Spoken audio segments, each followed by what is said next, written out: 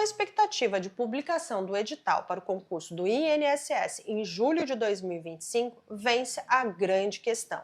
Como a banca cobra direito previdenciário nos concursos do INSS? Quer saber mais sobre isso? Então fique aqui comigo que nesse vídeo eu vou te falar tudo sobre isso. Inclusive vou te dar 3 dicas com relação a esse estudo de direito previdenciário. Eu sou a professora Ana Cláudia Filippini e estou aqui no canal da Nova Concurso para te trazer o que há de mais atualizado a respeito de concursos públicos. Mas antes de começar, eu quero te convidar. Se você ainda não é inscrito no canal, se inscreva, ative as notificações, curta, compartilhe os nossos vídeos. Isso é muito importante para que a Nova continue a produzir conteúdo de qualidade para você. Vamos então a essa expectativa de edital em 2025 para o mês de julho. Temos aqui a previsão de 1.000 vagas para o cargo de analista do Seguro Social. Requisito ensino superior. Com relação ao técnico, ainda se está em dúvida a respeito se vai ou não ter o concurso para o técnico, juntamente com esse concurso para analista. Mas vamos falar um pouquinho sobre ele. Já tem banca? Não, não tem banca. A banca ainda não está definida. No entanto, quem realizou os últimos concursos para o INSS? Sebrasp. Quem está realizando o concurso para médico perito? Sebrasp. Significa o quê? Que há uma grande possibilidade do Sebrasp também ser a banca deste concurso. Mas e daí? Como que eu vejo, como eu priorizo, como que eu estudo para o Sebrasp? Primeiro eu preciso te dizer que o Sebrasp é aquela banca em que uma questão errada anula uma certa. O que significa que ele tira aquela intenção daquele candidato que não estudou de fazer o chute, né? De chutar as questões, mesmo porque nas provas há há um equilíbrio entre as questões certas e as questões erradas. Existem vários padrões, existem várias formas de especulações a respeito de como chutar nessa prova, mas não vamos chutar, porque a gente não precisa chutar, a gente precisa estudar e saber o básico. Então vamos lá. Eu devo priorizar direito previdenciário? Então, aqui tem um grau de relevância por disciplina, tá? Que é com relação a esse concurso do INSS, com relação às disciplinas para o cargo de analista. E eu já coloco aqui, em primeiro lugar, o que? O direito previdenciário, seguido de outras disciplinas importantes, mas que elas não têm, elas estão em posições diferentes, como, por exemplo, direito constitucional, direito administrativo e língua portuguesa, que ocupam a segunda posição, que significa que aquele concurseiro ele deve ter uma atenção especial para direito previdenciário e, nas sequências, para as demais disciplinas. Mas como que é, né? Vamos falar um pouquinho de como que foi a última prova do INSS para analista do Seguro Social. Eu preciso te dizer que nessa prova foram 13 questões de direito previdenciário. Como costuma ser a prova do Sebrasp? Ela é dividida em 2 partes. A primeira parte é de conhecimentos comuns, né, conhecimentos gerais, composta de 50 questões e mais uma parte de conhecimentos específicos composta de 70 questões. Via de regra, as provas são assim, para analista, tendo a quantidade de 120 questões. Dentro dessa prova, eu tenho o direito previdenciário e nessa última prova, em 2016, o que eu tive? 13 questões de direito previdenciário.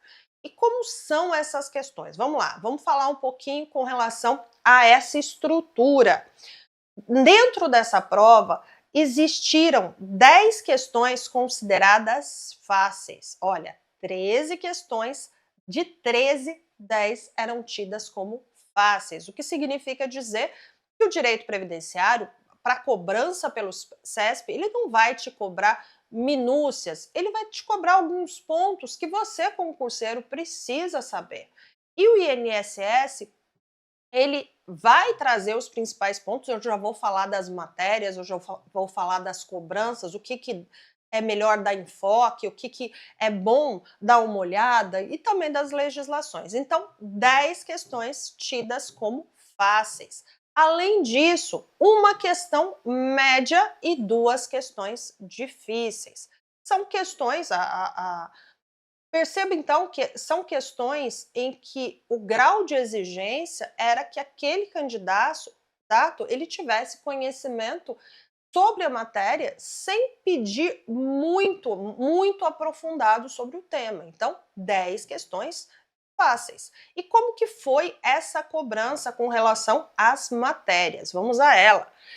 40% da prova foi sobre Seguridade Social. Seguridade Social eu falo que é um bolão do qual a Previdência Social faz parte. O que significa isso? Significa que na Constituição de 88 criou-se um sistema maior em que a gente tem a saúde, a assistência social e a previdência. E o que se cobra aqui? Dentro da Seguridade Social tem alguns pontos. 40% foi sobre Seguridade Social. Que mais? 40% foi com relação aos benefícios. 40% trazendo questões sobre os benefícios. Além disso, temos 10% a respeito da jurisprudência dos tribunais, 5% de legislação especial previdenciária e 5% a respeito do custeio. Vamos dar uma esmiuçada nisso? Vamos para a Seguridade Social primeiro. O que eles cobraram em Seguridade Social?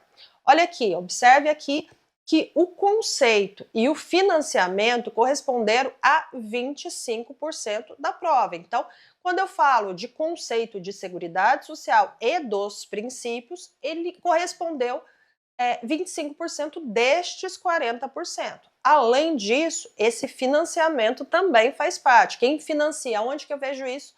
Na Constituição Federal e nas leis. A Lei 8.212, que é de 91, que é a lei do custeio, e a Lei 8.213, de 91, que é a lei do benefício. Além disso, 50% correspondeu às questões que perguntavam a respeito de saúde, previdência e assistência. Vamos mais um pouquinho? Vamos falar agora do benefício. Benefício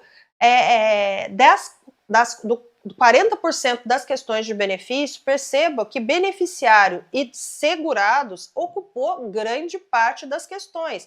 E dentro de segurados são as modalidades de segurado, segurado obrigatório, segurado facultativo. Temos também as questões de prestação e cálculo do benefício. Isso daqui ele é como que o Sebrasp ele vem cobrando. Eu vou mostrar uma questão aqui para mostrar o que o Sebrasp faz, o que é muito comum nas provas do Sebrasp. Eu não vou nem analisar a questão, mas eu vou te falar um ponto que acontece muito nas questões do Sebrasp. Ele fala um princípio e ele dá a explicação de outro princípio ou uma explicação que não tem nenhuma relação com o princípio. E aqui foi o que foi feito, ó. O regime geral da Previdência Social, o RGPS, ele tem como princípio a universalidade de cobertura. Ok, tem mesmo. Tem que cobrir todos os riscos, todos os casos. Então, essa universalidade, sim, a gente existe dentro dos princípios. O que significa que o segurado vinculado a esse regime e seus dependentes têm direitos aos mesmos benefícios e serviços. O erro está aqui. Por quê? Porque ele falou do princípio da cobertura, que está correto, mas quando ele foi falar, ele falou da igualdade de benefícios e de segurados. Na verdade, não.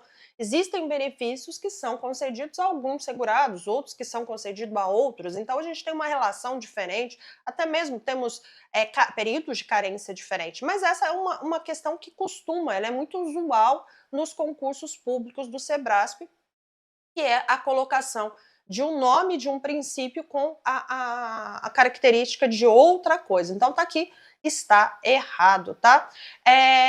Agora eu vou dar umas dicas, tá? 3 dicas com relação a como estudar para a prova do INSS. A primeira dica que eu dou é com relação ao estudo dos benefícios. Quando você for estudar os benefícios, não estude com a legislação como se a legislação ela fosse um livro, como se fosse uma literatura, porque não é. Então vai estudar um benefício, como por exemplo, eu quero estudar a pensão por morte. Pega as duas legislações, vai pegar a Lei 8.213 de 91, que é a lei do benefício, e o decreto número 3.048, que é o decreto da Previdência, e vai estudar o que dispõe os dois. Só um outro porém é que esse decreto ele já está atualizado conforme a emenda constitucional 103 de 2019. Então, ele é mais atualizado, então ele é mais amplo. Os requisitos da legislação eles são mais restritos, né? Eles são de forma geral e no decreto ele é mais esmiuçado. Então, a primeira dica, vai estudar benefício, pega benefício por benefício com a parte das duas legislações para começar a estudar. A mesma coisa eu já te falo na segunda dica, vai estudar o custeio? A mesma coisa.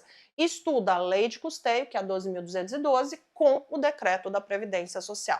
E a minha terceira dica para você que está pensando em prestar o INSS é tome cuidado com as questões antigas. Isso porque direito previdenciário muda muito e a partir de 2019 teve uma emenda que modificou muita coisa do direito previdenciário. Então tome cuidado com questões antigas, porque pode sim estar desatualizada, tá bom?